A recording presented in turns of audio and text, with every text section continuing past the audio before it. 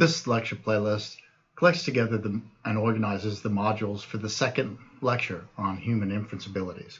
In the first lecture, we talked about how our brain architecture and our evolutionary history have shaped the way that human beings make inferences, the sorts of strengths that we have, and the sorts of limitations that we had.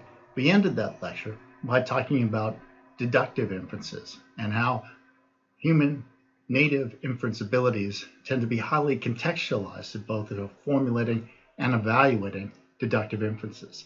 We contrasted that with the development of formal deductive systems like propositional logic that make underlying logical structure explicit and thereby adopt an alternative strategy for dealing with deductive arguments.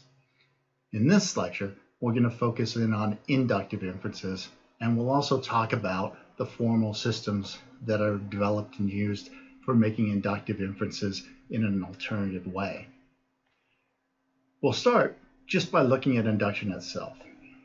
We'll note that induction is an amplitive inference strategy. It tries to make explicit and available information that isn't guaranteed to be true given what the reasoner knows already. For that reason, amplitive inferences add to a reasoner's stock of truth. They extend their inferences beyond what's guaranteed to be true. How do amplitive inferences accomplish this? Amplitive inferences seek to leverage either some structure or some dynamical feature of the world in order to extend what someone knows from a current moment into the future, into the past, out of sight, and so on. Amplitive inferences, as a result, are trading a little bit of their guarantee of truth for power, because it's not always clear and it's not always true that the structures presupposed by these inductive inferences, the dynamic changes that they rely on, are always going to be correct and appropriate assumptions for the inference. As a result, amplitive inferences introduce epistemic risk. You can make a perfectly good amplitive inference and still end up with a belief that doesn't count as knowledge. The good news is that the best amplitive inference strategies identify, manage, and manipulate the risk that they introduce. And to illustrate that point, we'll talk a little bit about statistics. Let's focus first on the nature of inductive inferences.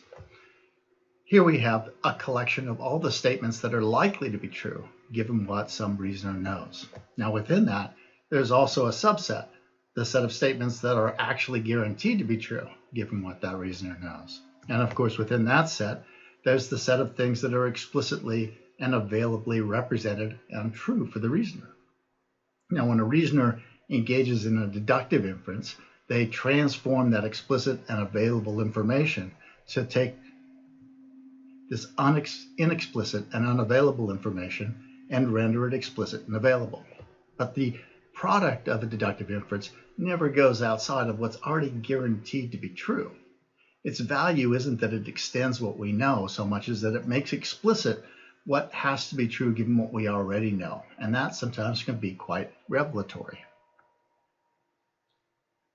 However, there are all these inexplicit and unavailable statements that are likely to be true but aren't guaranteed to be true given what our reasoner knows.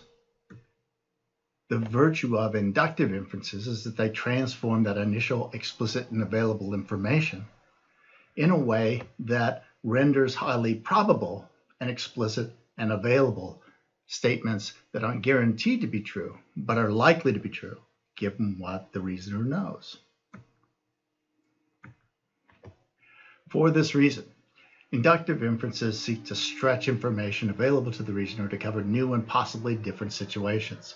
You make inferences into the future, into the past. You make inferences about things that you can't explicitly see, underlying structural features, and so on. For this reason, inductive inference is an amplitive inference strategy. It attempts to add information to the reasoner's stock of truths. As a result, all inductive inferences combine information in the premises with inferences that reflect one or more assumptions about the way the world works. Generally, inductive inferences suppose that situations will resemble old situations in some respect and to some degree. For instance, I showed how statisticians use probability theory to determine the likelihood of a given sample in the text. That is, if one knew how a common property like redness was distributed in a population, one could calculate the probability of a sample from that population having any possible ratio of that property to the other properties, non-red. That inference went from knowledge of frequency in the population to an ability to make more or less reliable inferences about the range of potential frequencies in the sample. And we noted that this ability to manipulate how big or how small that range of samples that you collected together here around your population frequency would manipulate how reliable your inference strategy would be. We noted that statistics was born when statisticians realized that this relationship between samples and populations goes both ways. So that given a sample, you can calculate the probability of it having come from a population with any given ratio between the properties red and non-red. As a result, we're able to do what is sometimes called inverse inference. Go from the frequency in a sample to make an inference about the possible range of frequencies in the population. And again, by controlling the size of that range, we can control the reliability, the likely truth of the inference that we make. This relationship between populations and samples is one very important principle for inductive inferences. However, when one stretches one's information to new situations based on inference principles that make assumptions about the world, one takes risks. The risk that one's assumptions prove wrong in the current situation. So every inductive inference involves some degree of risk that one's inference doesn't preserve the truth. It's possible to have two premises, a great inductive inference, and to have a conclusion that, while likely, is in fact not true. Thus, inductive reasoning involves risk. And so the best inductive inferences, like statistics, help the reasoner to manage that risk as well as to make the inference.